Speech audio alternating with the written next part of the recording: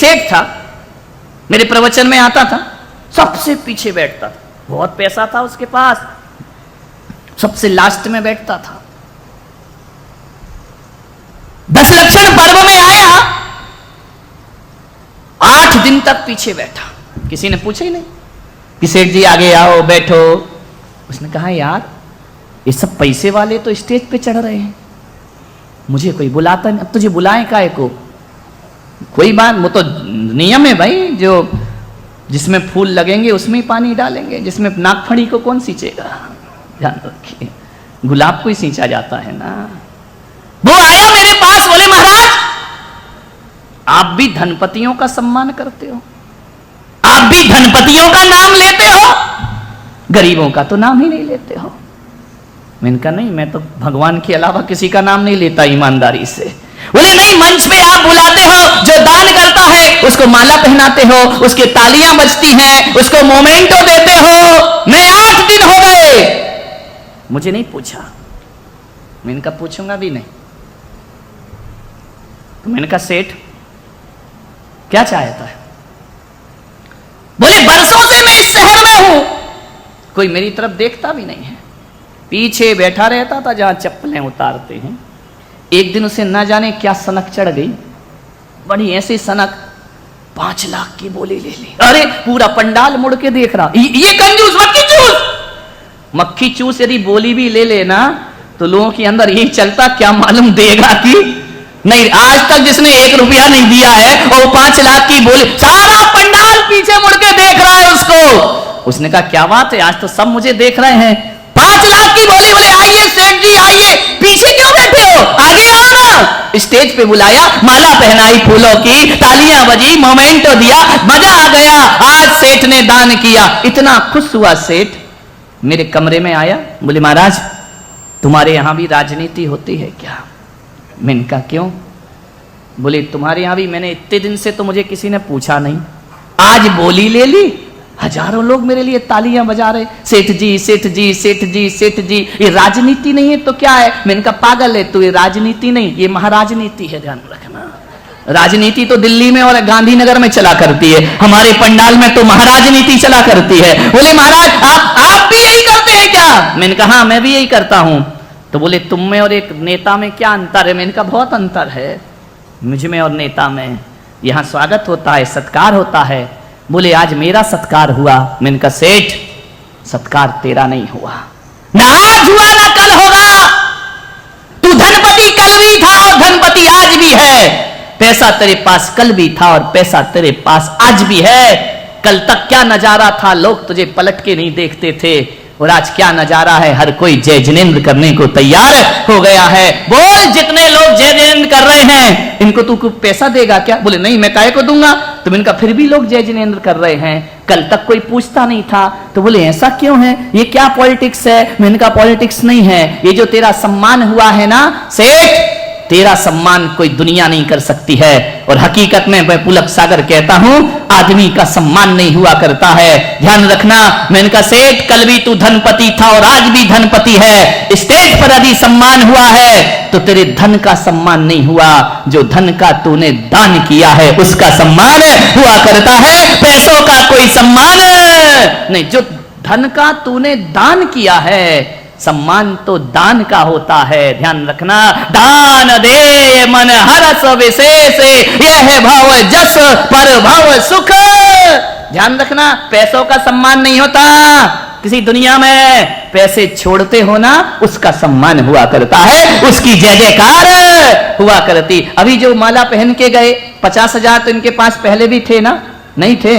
मैं बुलाता क्या तुमको? अपने घर में करोड़ों भी रखो तो कौन पूछता है, लेकिन जब उस करोड़ों में से थोड़ा दिया जाता है तो स्वर्ग के देवता भी उसको प्रणाम किया करते हैं। हमारे यहां जोड़ने का सम्मान नहीं होता, हमारे यहां छोड़ने का सम्मान हुआ। छोड़ने की कीमत है, त्यागियों का सम्मान है, ये दानियों का सम्मान है, ये जोड़ने वालों का सम्मान नहीं है। जोड़ जोड़ कर मर जाओ, कितने होंगे करोड़पति जिंदगी में दान नहीं देते, कौन पूछता है उनको? दान दे मन हर्ष विशेष, हर्ष के साथ दान दीजिए। थोड़ा सा भी दिया हुआ तर जाया करता है, मन में श्रद्धा भक्ति लेकर जो तू दान करेगा, और ऊपर वाला तेरा खजाना रातों रात भरेगा। ऊपर वाला तेरा खजाना रातों रात भरेगा। लगे कांपने हाथ, बता तू देना कब सीखेगा। जोड़ना ही जोड़ना सीखा, बटोरना ही बटोरना। मेरा तो मेरा, पड़ोसी का भी मेरा, उसका भी मेरा, बस चले तो मंदिर का भी मेरा। ध्यान रखना। लगे कांपने हाथ, बता तू देना कब सीखेगा। रोज वो तेरी लेन देन की खाता वही लिखेगा। और कैसे भुना सकेगा रे पगले, कैसे भुना सकेगा रे पगले, जब जमा ही कुछ न करेगा। ऊपर वाला तेरा खजाना रातों रात भरेगा। चंदन वाला के पास हीरे मोती होते ना, तो कोई पुलक सागर उसका प्रवचन में सम्मान से नाम नहीं ले रहा होता। चंदन वाला के पास अपार दौलत भी होती तो धार्मिक पुस्तकों में उसका नाम नहीं आता। लेकिन चंदन वाला जब भूखी रहकर किसी महावीर को आवाज लगाती है और कहती है कि आओ प्रभु, जब तक दूंगी नहीं तब तक ग्रहण नहीं करूंगी। ध्यान रखना, उसका नाम अमर हुआ करता है जो लेने से पहले देना सीखा करता है। मान्यवर, मुनि को भोजन दे फिर निज करई आहारे। शास्त्रों में ये लिखा है, जब तक मुनि का आहार नहीं हो जाए भोजन नहीं करना। हमारे यहाँ तो नाश्ता करके आते हैं लोग, खा पी के चलो, हे स्वामी मन शुद्धि वचन शुद्धि, चल बड़ा पाव खा के आया, मन शुद्धि कर गया है। ध्यान रखना, विचार करना, जब तक मुनि का आहार ना हो जाए श्रावक भोजन नहीं करता है। ध्यान रखिए। कैसे अभागे घर हैं कि आपके यहां मुनि आए और आपके दरवाजे बंद हो। आपके शहर में मुनि आए, आपके घर उनके चरण ना पड़े। अभागे लोग हुआ करते हैं। ध्यान रखना, संत चरण जहां पड़ जाएं वो घर घर नहीं रहता, वो पूजा का स्थान हो जाया करता है। ध्यान रखिए, वो मंदिर हो जाता है। किस काम की दौलत एक संत की क्षुधा ना मिटा पाए? किस काम का वो पैसा कि एक संत तुम्हारे यहां भोजन को ना आए? साईं इतना दीजिए जामे कुटुंब समाए, मैं भी भूखा ना रहूं साधु न भूखा जाए। ध्यान रखिए मान्यवर, घरों में चरण संतों के पड़। 16 तारीख से तैयार हो जाइए, मैं भी तैयार हूं, तुम भी तैयार। विचार करिए, संत चरण ना पड़े घरों में, घर बेकार हुआ करता है। मान अतिथि बनकर संत ना आए। एक बात याद रखना, कामी भोगी को कितना भी खिला देना, ये आ रहा ना, अभी पारना होगी, इनको खिलाओगे, खाओ लोगों को। ध्यान रखिए मान्यवर, असली पारणा वो नहीं होती कि समाज आके खा के चली जाए। और असली पारणा तो तब होती है जब किसी संत का तुम्हारे घर में आगमन हो जाए। ध्यान रखिए, तपस्या की अनुमोदना वह साधना होती है। नहीं रिश्तेदार बुलाएंगे, यहां वहां के बुलाएंगे, क्या होगा? आचार्य पद्मनंदी महाराज पद्मनंदी पंचविंशतिका में लिखते हैं कि पूरी समाज को भोजन कराओ, उसमें वो आनंद नहीं आता। मुनि को एक गिलास भोजन दो, जीवन का आनंद आ जाया करता है। ध्यान रखिए, इनको क्या खिलाना है जिनने ना पर्यूषण किए, ना संयम उनके पास, ना त्याग उनके पास, उनको खिला के तपस्वियों की अनुमोदना। वाह रे भाई, ऐसे में कोई गरीब उपास करेगा जिसके पास साधन नहीं है? वो भावना भाएगा कि मैं उपास करूं? उपास करने का मतलब 2.5-3 लाख रुपए खर्च करना, ये त्याग की अनुमोदना है। ऐसे में तो मेरे धर्म में तपस्वियों की संख्या कम हो जाएगी। हर किसी का सामर्थ्य नहीं होता मेरे भाई। धनपति हो, अपने धन का ज्यादा दिखावा मत करो, ज्यादा रईसी मत दिखाओ। ध्यान रखिए, चरित्र की अनुमोदना करो। विचार करना है आपको, ये कहां की परंपरा है, कैसी खोटी परंपरा है।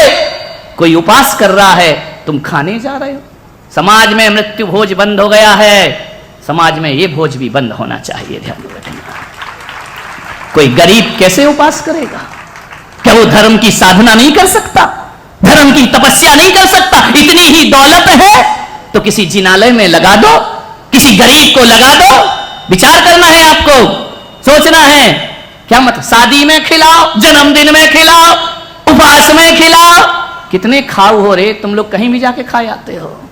विचार करिए, सोचना है आपको। ये गलत कुरीतियां हैं, गलत परंपराएं हैं। हमारा पिछला तबका कभी धर्म में फिर आगे नहीं बढ़ पाएगा, ध्यान रखिए। तपस्याएं तो मत बेचो, तपस्याओं का तो ऐसा सम्मान मत कराओ, अनुमोदना करो उसके तप की, उसके साधना की। मान्यवर, मैंने बात रखी है, करना नहीं करना तुम जानो, तुम्हारा काम जाने, कहना जगाना मेरा काम है, ध्यान रखिए। करते हो नहीं करते हो, खिलाना है खिलाओ, और बुला लो, मैं फोकट वाले बहुत से भेज सकता हूं, खिला लेना।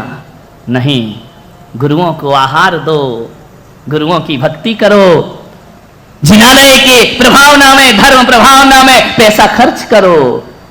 मैंने कहा ना, कामी भोगियों को खिलाओगे तो विष्टा बनेगा, ध्यान रखना, और भगवान को चढ़ाओगे तो पूजा बन करके सामने आ जाएगा, पुण्य बनेगा जीवन का। सोचिए, आज उत्तम त्याग का दिन है। कुछ वनस्पति ऐसी हैं जो अपने फलों को दिखाती हैं, कुछ वनस्पति ऐसी हैं, कुछ ऐसी हैं जो अपने फलों को छिपाती हैं।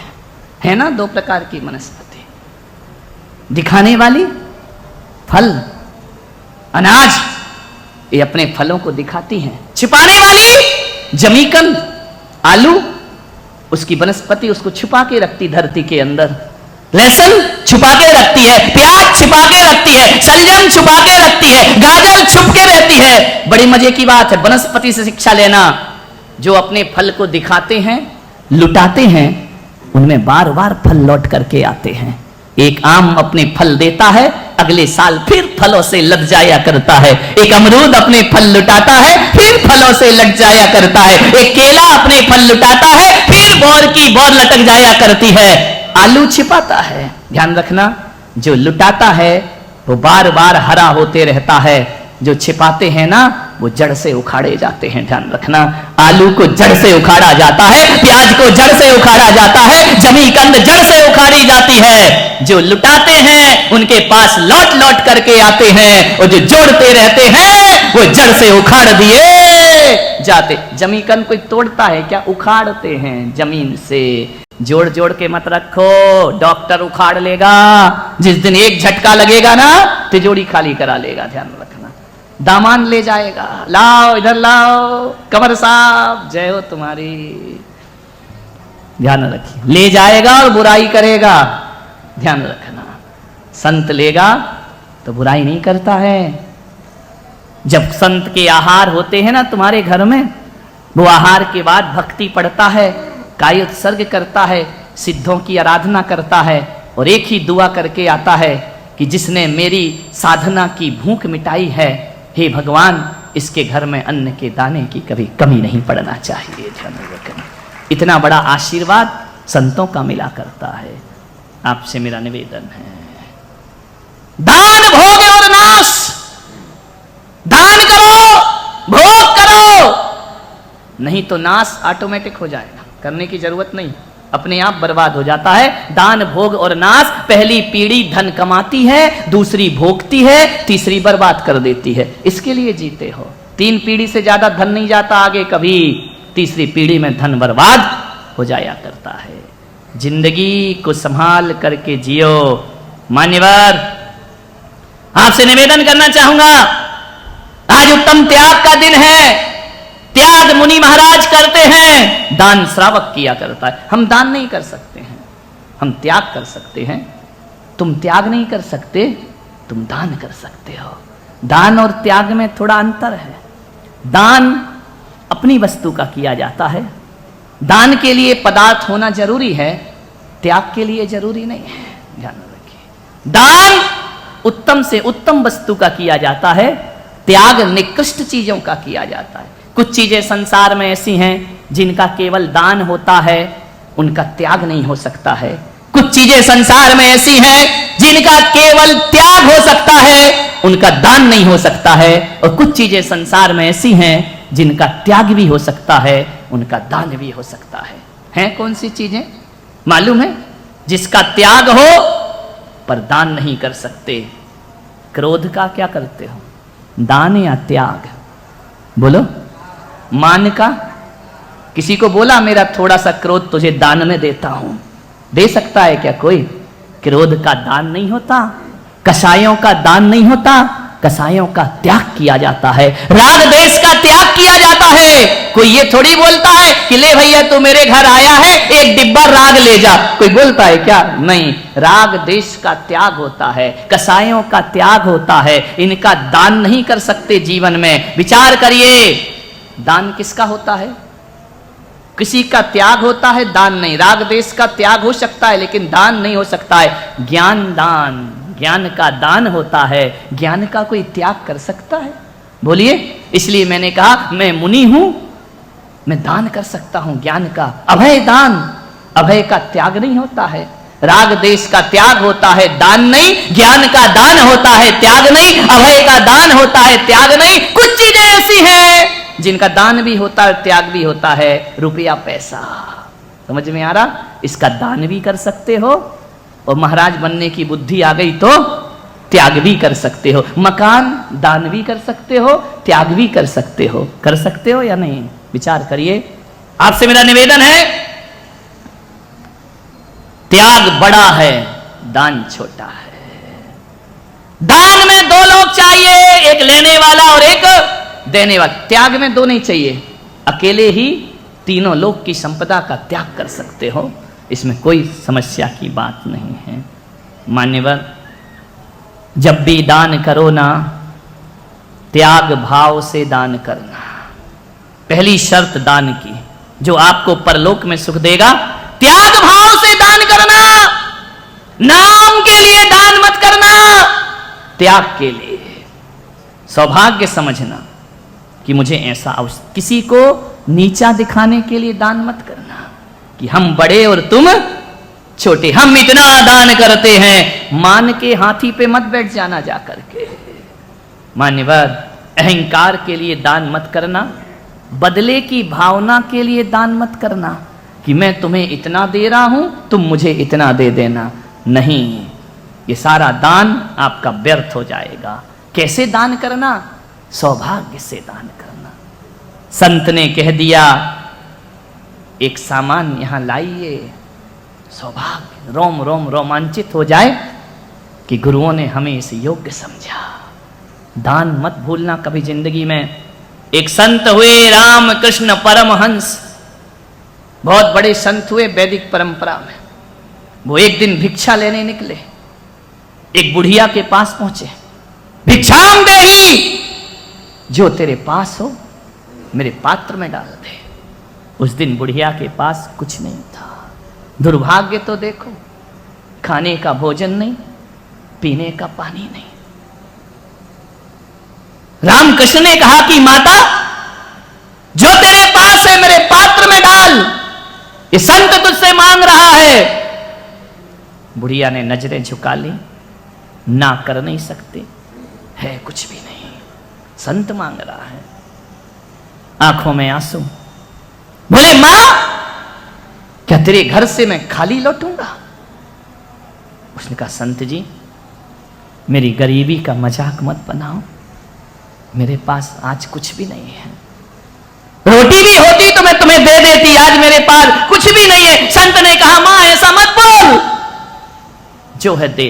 अंदर गई रसोई में, सब डिब्बे खाली पड़े, सब बर्तन खाली पड़े, क्या दे दूं मैं तुमको? रामकृष्ण ने कहा मां खाली नहीं जाऊंगा, कुछ तो चाहिए। सोच में पड़ गई वो बुढ़िया। संत रामकृष्ण ने कहा मां, जिस आंगन में तू खड़ी है उसकी धूल मेरे पात्र में डाल दे। बुढ़िया ने कहा संत जी, ये कैसा मजाक है? धूल तेरे पात्र में डाल दो, क्या करोगे धूल का? संत ने कहा माता, मैं क्या करूंगा ये सोचना दानी का काम नहीं है। दानी का काम तो देना होता है। यदि मैं दुरुपयोग करूंगा तो मुझे सजा मिलेगी, तुझे मिलने वाली नहीं है। ये मिट्टी मुझे दे दे। मिट्टी कैसे दे दूं? रामकृष्ण परमहंस ने कहा कि मां, मैं जानता हूं कि मिट्टी मेरे किसी काम ना आएगी, लेकिन यदि तूने एक मुट्ठी राख मेरे पात्र में डाल दी, ये तेरे बहुत काम आएगी। बोले क्या काम आएगी? तो रामकृष्ण परमहंस ने कहा, मां आज तेरे पास नहीं है तो तू ना कह रही है, कल आऊंगा, कल तेरे पास नहीं होगा तब भी तेरे मुंह से ना निकलेगा।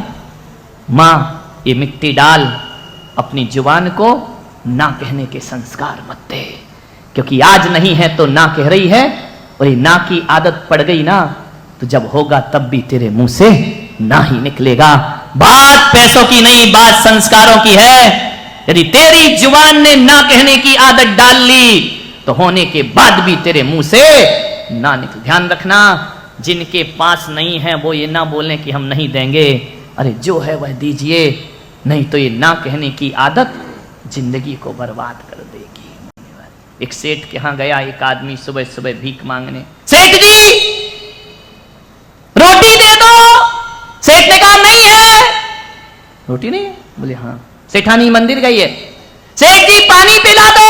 सेठ ने कहा नहीं है। सेठ जी फटे पुराने कपड़े दे दो। बोले नहीं है। बोले सेठ जी 1 रुपया दे दो। बोले नहीं है। भिखारी ने कहा 1 रुपया नहीं है, कपड़े नहीं है, पानी नहीं है, भोजन नहीं है, ले पकड़ कटोरा चल मेरे साथ।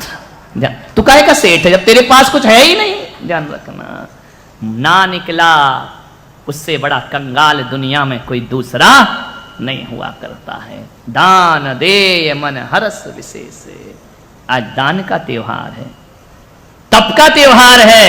ऐसे मत जियो कि चमड़ी जाए पर दमड़ी नहीं जाना चाहिए। नहीं, निज हाथ दीजे साथ लीजे, खाया खोया। ये केवल भगवान को सुनाते हो क्या पूजा में, या भीतर वाले को सुनाते हो? बड़ी नाच गा के पूजा कर ली, निज हाथ दीजे साथ लीजे, खाया खोया बह गया। उनको क्यों सुना रहे? वो तो दे भी गए और ले भी गए। ये तो अपने को सुनाना है ना। पूजा भगवान के लिए है या अपनी आत्मा चेतना के लिए पूजा है? एक बात याद रखना, जिन जिन ने देना सीखा उनने कभी पलट के देखा नहीं है। ध्यान रखिए, जोड़ जोड़ कर मर जाओगे। पड़ा पड़ा मर रहा और हाय हाय कर रहा। ध्यान रखना, ये नाश तो होगा धन, बच नहीं सकते इससे। अरे मेरे भाई, त्याग हमारे संस्कार हैं। पानी से कुएं से पानी नहीं निकालोगे तो क्या हो जाएगा? जो आज दशा कुओं की हो रही है, सड़ रहे हैं सब कुएं, दुर्गंधित हो रहे हैं, कीड़े पड़ रहे हैं उसमें। अंतिम बात कह के समाप्त करता हूं। नदी से कुएं, तालाब ने कहा, सरिता से सरोवर ने कहा, ओ बहन पागल हो गई क्या? इतना क्यों दान देती है समुंदर को? रोज पानी बहाती है, रोज पानी बहाती है, खाली हो जाएगी। सोचा कर अपने फ्यूचर के बारे में, इतना दान मत दिया कर। सरिता ने कहा कि सरोवर भाई क्या करूं, मुझे दिए बिना चैन ही नहीं पड़ता है, नहीं दूं तो मुझे बेचैनी होती है, मुझे समुंदर को रोज देना है। मैं बहती हूं, देती हूं तो पवित्र रहती हूं, तू ठहरा हुआ है, तू रुका हुआ है, तू सड़ता है, तू गंदा होता है। तुझ में लोग फल फूल लगाते हैं, तुझ में लोग मछली मारते हैं, तुझ में लोग गंदगी देते हैं, तेरे पानी में दुर्गंध हुआ करती है। तू देता नहीं है ना, वहीं वहीं हिलता रहता है अपनी जगह से, 1 इंच भी आगे नहीं बढ़ता। मालूम है, एक दिन वो आया, भीषण गर्मी पड़ी, तपन पड़ी, पानी गायब सरोवर का, दरारें पड़ रही हैं, फटा हुआ समुद्र, मिट्टी फट गई। सरिता ने कहा, ओ भाई अब समझ में आया, तू देता नहीं है तो सड़ता है और सूखता है, मैं देती हूं तो हमेशा भरी रहा करती हूं, हमेशा मुझ में जल रहा करता है। दोगे नहीं तो मिलेगा कैसे? गाय का दूध निकालोगे नहीं तो गाय बेचैन हो जाएगी। जब तक देती नहीं है गाय को चैन पड़ता नहीं। सम्यक दृष्टि लोग बिना दिए इनको चैन नहीं पड़ा करता है। दोनों हाथ लुटाइए। एक बात याद रखना, नाव में सामान ज्यादा हो और नाव डूबे तो क्या करना पड़ता है?